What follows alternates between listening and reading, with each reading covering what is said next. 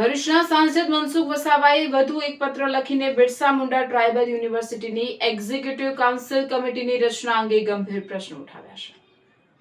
સાંસદ મનસુખ વસાવાનો વધુ એક letter bomb, Birsa Munda tribal યુનિવર્સિટીની કમિટીની રચના સામે ઉઠ્યા સવાલો। ભરૂચના સાંસદ મનસુખ વસાવાએ વધુ એક પત્ર લખીને બિરસા મુંડા ટ્રાઇબલ યુનિવર્સિટીની એક્ઝિક્યુટિવ કાઉન્સિલ કમિટીની રચના અંગે ગંભીર પ્રશ્નો ઉઠાવ્યા છે।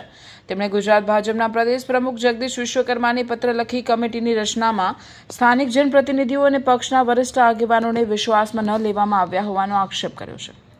સાંસદ વસાવાએ જણાવ્યું છે કે નર્મદા જિલ્લામાં સ્થાપિત બિરસા મુંડા ટ્રાઇબલ યુનિવર્સિટી આદિવાસી વિસ્તાર માટે મહત્વપૂર્ણ સંસ્થા છે અને વિકસિત ભારતના નિર્માણમાં તેની મહત્વની ભૂમિકા રહેશે। જો કે તાજેતરમાં જાહેર કરાયેલી એક્ઝિક્યુટિવ કાઉન્સિલ કમિટીમાં ધારાસભ્યો, સાંસદો તેમજ સ્થાનિક પક્ષના વરિષ્ઠ આગેવાનો સાથે કોઈ ચર્ચા કરવામાં આવી નથી।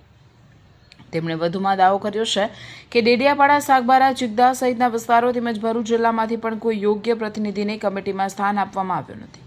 કમિટીમાં સામેલ કેટલાક સભ્યોનું શિક્ષણ ક્ષેત્ર સાથે કોઈ સીધું જોડાણ ન હોવાનો પણ તેમણે આક્ષેપ કર્યો છે।